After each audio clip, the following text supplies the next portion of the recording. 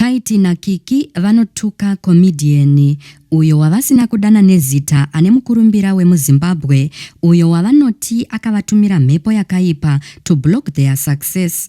Vateveri vanonongedzera kuna Mama V uye Mama V vanopindurawo. Muri yeZimbabwe ndinokuchingamidzai zvakare panonzi pano.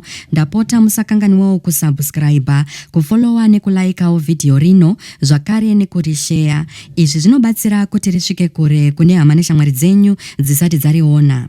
Taiti na Kiki vabuda paFacebook vachitsoropodza mumwe content creator wavasina kuda kudana nezita rake uyo wavanoti akaipa, anoroya, anoenda kung'anga uye anoshandisa mushonga.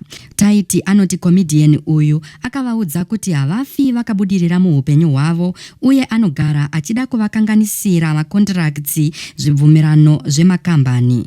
Taiti na Kiki vakabuda vachiti chero ani nani zvake anoshanda nemunhu uyu haafe akabudirira kunze kwekuti kana agara zvake aine mukurumbira. Vakati murume uyu anowana mukurumbira nekupedza tarenda revamwe macontent creators kunyanya vachangosimukira, ndosaka iye achikwanisa kutravela kuenda kune dzimwe nyika dzakasiyana-siyana ivo vakamukomberedza vasingatombobude muZimbabwe.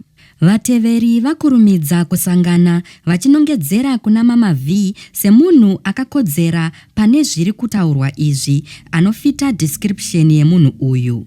Taiti na Kiki varumbidza zvakare murapi wavo wemweya achihoro nekuvadzingira mweya yakaipa iyo yavanoti yakatumirwa naMama V, vachiti achihoro ndivo vatori kukonzera kuti vabudirire izvozvi.